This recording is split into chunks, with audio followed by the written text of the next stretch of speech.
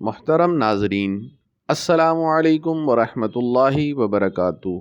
آپ سے گزارش ہے کہ ہماری ان ویڈیوز کو اپنے دوستوں اور فیملی ممبرز کے ساتھ ضرور شیئر کریں، اور اگر آپ اس چینل پر نئے ہیں تو اسے سبسکرائب بھی کر دیں اور بیل آئیکن ضرور پریس کر دیجئے تاکہ ہماری ہر آنے والی نئی ویڈیو آپ تک پہنچ سکے۔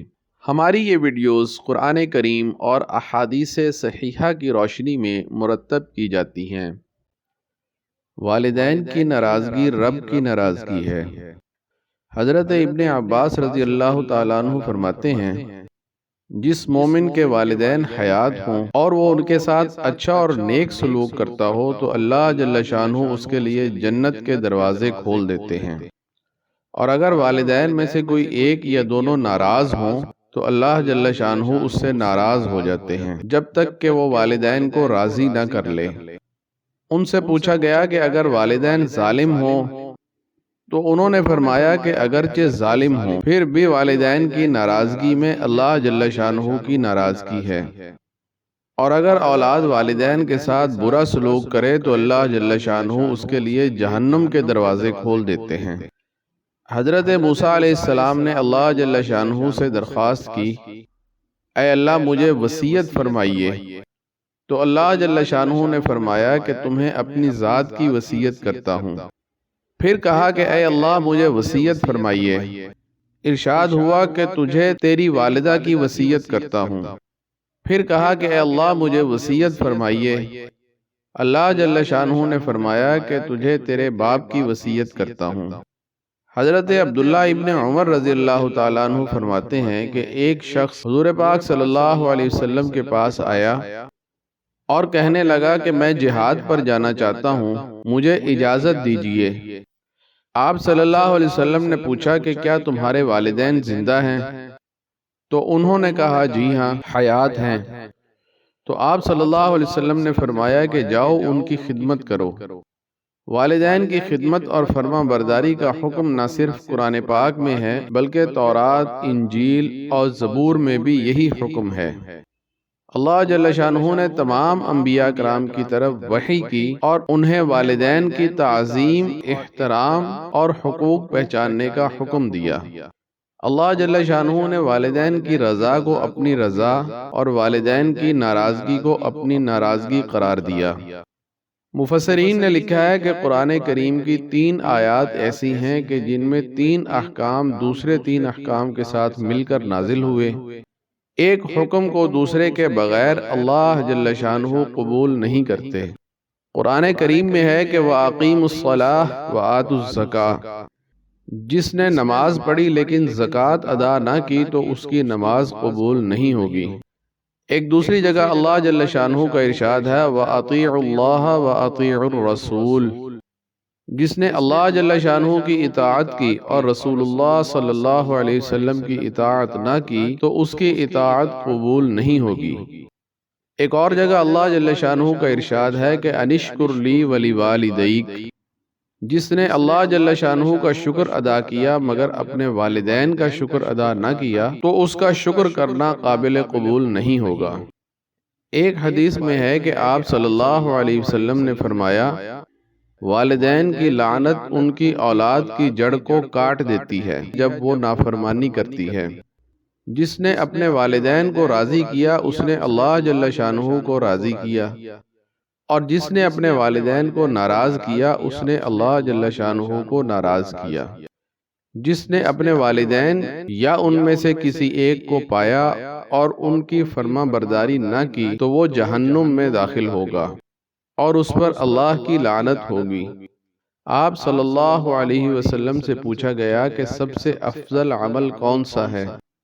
آپ صلی اللہ علیہ وسلم نے فرمایا کہ وقت پر نماز ادا کرنا اور والدین کی فرما برداری کرنا اور اللہ جل شانہ کی راہ میں جہاد کرنا۔ ایک صحابی آپ صلی اللہ علیہ وسلم کے پاس آئے اور کہنے لگے، اے اللہ کے رسول صلی اللہ علیہ وسلم، میری والدہ بڑھاپے کی وجہ سے اپاہج ہو گئی ہیں، میں انہیں اپنے ہاتھ سے کھانا کھلاتا ہوں اور اپنے کندھے پر اٹھاتا ہوں، کیا میں نے ان کا حق ادا کر دیا؟ آپ صلی اللہ علیہ وسلم نے فرمایا کہ نہیں، 1% بھی نہیں۔ لیکن تو نے ان کے ساتھ اچھا سلوک کیا، اللہ جل شانہ تمہیں تھوڑے عمل کے عوض زیادہ بدلہ عطا فرمائیں گے۔ حضرت ہشام بن عروہ اپنے والد سے نقل کرتے ہیں، جس نے اپنے والدین پر لعنت کی وہ ملعون ہے۔ جس نے کسی کا راستہ روکا یا اندھے کو راستے سے بھٹکایا وہ بھی ملعون ہے، اور جس نے غیر اللہ کے نام پر ذبح کیا وہ بھی ملعون ہے، اور جس نے اپنی اور غیر کی زمین کی حد بندی کو بدل ڈالا وہ بھی ملعون ہے۔ ماں باپ پر لعنت کرنے کا معنی یہ ہے کہ اولاد کوئی ایسا عمل کرے جس کی وجہ سے لوگ اس کے ماں باپ کو لعن طعن کریں اور عار دلائیں۔ آپ صلی اللہ علیہ وسلم کا ارشاد ہے کہ والدین کو گالی دینا کبیرہ گناہ ہے۔ آپ سے پوچھا گیا کہ والدین کو کون گالی دے سکتا ہے؟ فرمایا کہ جب تم دوسرے کے والد کو گالی دو گے تو وہ تمہارے والد کو گالی دے گا۔ حضرت انس بن مالک رضی اللہ تعالیٰ عنہ فرماتے ہیں کہ نبی کریم صلی اللہ علیہ وسلم کے زمانے میں ایک نوجوان تھا جس کا نام علقمہ تھا۔ وہ بہت محنتی اور بہت زیادہ صدقہ کرنے والا تھا۔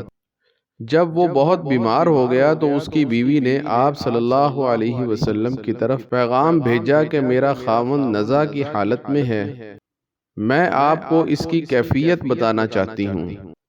آپ صلی اللہ علیہ وسلم نے حضرت بلال، حضرت علی، حضرت سلیمان اور حضرت عمار سے کہا کہ علقمہ کے پاس جاؤ اور دیکھو کہ کس حال میں ہے۔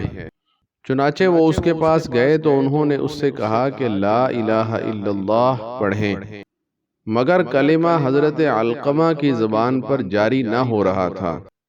جب انہیں حضرت علقمہ کی موت کا یقین ہونے لگا تو انہوں نے حضرت بلال رضی اللہ تعالیٰ عنہ کو رسول اللہ صلی اللہ علیہ وسلم کی طرف بھیجا کہ جا کر حضرت علقمہ کی حالت کے بارے میں بتائیں۔ حضرت بلال نے علقمہ کی حالت بتائی تو آپ صلی اللہ علیہ وسلم نے پوچھا کہ کیا اس کے والدین حیات ہیں؟ تو بتایا گیا کہ والد وفات پا چکے ہیں اور والدہ حیات ہیں، البتہ بوڑھی ہیں۔ تو آپ صلی اللہ علیہ وسلم نے فرمایا کہ اے بلال، اس کی والدہ کے پاس جاؤ اور انہیں میرا سلام پیش کرو، اور ان سے کہو کہ اگر وہ رسول اللہ صلی اللہ علیہ وسلم کی خدمت میں حاضر ہو سکتی ہیں تو آ جائیں، اگر نہیں آ سکتی تو حضور پاک صلی اللہ علیہ وسلم خود آپ کے پاس آ رہے ہیں۔ علقمہ نے کہا کہ میری جان آپ صلی اللہ علیہ وسلم کی جان پر فدا ہو، مجھے آپ کے پاس جانا چاہیے، لہذا لاٹھی پکڑی اور چل پڑی۔ جب حضور اقدس صلی اللہ علیہ وسلم کے پاس آئیں تو سلام کیا۔ آپ صلی اللہ علیہ وسلم نے سلام کا جواب دیا اور وہ آپ صلی اللہ علیہ وسلم کے سامنے بیٹھ گئیں۔ آپ صلی اللہ علیہ وسلم نے فرمایا کہ میرے ساتھ سچ بولنا ہے، اگر جھوٹ بولا تو وحی آ جائے گی۔ مجھے بتاؤ کہ علقمہ کیسا ہے؟ کہنے لگی کہ اے اللہ کے رسول صلی اللہ علیہ وسلم، علقمہ نمازیں بہت پڑھتا ہے اور روزے بھی رکھتا ہے اور سارے کے سارے درہم صدقہ بھی کر دیتا ہے۔ آپ صلی اللہ علیہ وسلم نے پوچھا کہ تمہارے ساتھ اس کا تعلق کیسا ہے؟ کہنے لگی کہ اے اللہ کے رسول صلی اللہ علیہ وسلم، میں اس سے ناراض ہوں۔ آپ نے پوچھا کہ اس سے ناراض کیوں ہو؟ تو کہنے لگی کہ وہ اپنی بیوی کو مجھ پر ترجیح دیتا ہے اور بعض باتوں میں اس کی اطاعت کرتا ہے اور میری نافرمانی کرتا ہے۔ تو آپ صلی اللہ علیہ وسلم نے صحابہ کو فرمایا، علقمہ کی ماں اس سے ناراض ہے، اس لیے اس کی زبان پر کلمہ شہادت جاری نہیں ہو رہا۔ پھر آپ صلی اللہ علیہ وسلم نے حضرت بلال رضی اللہ تعالیٰ عنہ سے کہا کہ بہت ساری لکڑیاں جمع کر کے اس میں آگ جلاؤ تاکہ میں علقمہ کو اس میں ڈال دوں۔ یہ سن کر علقمہ نے کہا کہ آپ میرے سامنے ایسا کریں گے تو میرا دل اس منظر کو کیسے برداشت کر پائے گا؟ آپ صلی اللہ علیہ وسلم نے فرمایا کہ اللہ جل شانہ کا عذاب اس آگ سے بہت زیادہ سخت ہے۔ اگر آپ کو اس بات سے خوشی ہو کہ اللہ جل شانہ علقمہ کو معاف کر دیں تو آپ اس سے راضی ہو جاؤ اور اسے معاف کر دو۔ قسم ہے اس ذات کی جس کے قبضہ میں میری جان ہے، اس کی نماز، اس کا صدقہ اس کے لیے فائدہ مند نہیں ہے جب تک کہ تم اس سے راضی نہ ہو جاؤ۔ اس پر علقمہ نے ہاتھ آسمان کی طرف اٹھائے اور کہا، اے اللہ کے رسول، آسمان پر اللہ جل شانہ اور زمین پر آپ اور سارے حاضرین گواہ ہو جائیں کہ میں نے علقمہ کو معاف کر دیا اور میں اس سے راضی ہو گئی ہوں۔ آپ صلی اللہ علیہ وسلم نے حضرت بلال رضی اللہ تعالیٰ عنہ کو بھیجا کہ جاؤ علقمہ کا حال معلوم کرو۔ جب حضرت بلال رضی اللہ تعالیٰ عنہ ان کے دروازے پر پہنچے تو اندر سے حضرت علقمہ رضی اللہ تعالیٰ عنہ کی زبان پر کلمہ شہادت کی آواز آ رہی تھی۔ اسی دن حضرت علقمہ فوت ہو گئے۔ آپ صلی اللہ علیہ وسلم تشریف لائے اور حضرت علقمہ کو غسل اور کفن دیا اور ان کی نماز جنازہ پڑھائی۔ پھر آپ صلی اللہ علیہ وسلم میت کے سر کی جانب کھڑے ہوئے اور فرمایا، اے مہاجرین و انصار، یاد رکھو کہ جس نے اپنی ماں پر بیوی کو ترجیح دی تو اس پر اللہ کی لعنت ہوگی اور اس کے فرائض اور نوافل قبول نہیں ہوں گے۔ اولاد پر والدین کے 10 حقوق ہیں۔ والدین کو اگر کھانے کی ضرورت ہو تو اولاد انہیں بہترین کھانا پیش کرے۔ اگر انہیں کپڑوں کی ضرورت ہو تو بقدر استطاعت کپڑے مہیا کرے۔ اگر ان میں سے کسی کو خدمت کی ضرورت ہو تو ان کی خدمت کرے۔ جب وہ بلائیں تو فوراً حاضر ہو۔ جب وہ کسی کام کا حکم کریں تو تعمیل کرے، بشرطے کہ کسی معصیت اور غیبت کا حکم نہ ہو۔ نرمی کے ساتھ ان سے بات کرے، سخت انداز میں بات نہ کرے۔ ان کا نام لے کر انہیں نہ بلائے۔ ان کے پیچھے چلے، ان کے آگے نہ چلے۔ ان کے لیے وہی پسند کرے جو اپنے لیے پسند کرے، اور ان کے لیے وہی ناپسند کرے جو اپنے لیے ناپسند کرے۔ جب بھی دعا کرے تو والدین کے لیے بھی مغفرت کی دعا ضرور کرے۔ ایک صحابی فرماتے ہیں کہ والدین کے لیے دعا نہ کرنا اولاد کے رزق کی تنگی کا سبب ہے۔ پوچھا گیا کہ کیا ان کی وفات کے بعد بھی انہیں خوش کیا جا سکتا ہے؟ تو فرمایا کہ ہاں، کیوں نہیں، انہیں 3 چیزوں سے راضی کر سکتے ہیں۔ اولاد نیک عمل کرے، کیونکہ نیک اولاد سے زیادہ والدین کو کوئی چیز محبوب نہیں ہوتی۔ والدین کے اعزاء اور اقربا اور دوستوں سے صلہ رحمی کرے، ان کے لیے دعائے مغفرت کرے اور ان کی طرف سے صدقہ کرے۔ حضرت ابو ہریرہ رضی اللہ تعالیٰ عنہ سے منقول ہے کہ رسول اللہ صلی اللہ علیہ وسلم نے فرمایا، جن کے ساتھ تیرے باپ کا تعلق تھا ان کے ساتھ قطع تعلقی نہ کر۔ قبیلہ بنو سلمہ کا ایک شخص حضور اقدس صلی اللہ علیہ وسلم کے پاس آیا اور کہنے لگا کہ میرے والدین وفات پا چکے ہیں، کیا مجھ پر ان کے ساتھ حسن سلوک باقی ہے؟ فرمایا کہ ہاں، ان کے لیے دعائے مغفرت کرو، ان کے وعدہ کو پورا کرو، ان کے دوستوں کا اکرام کرو اور ان کے قریبی عزیزوں کے ساتھ صلہ رحمی کرو۔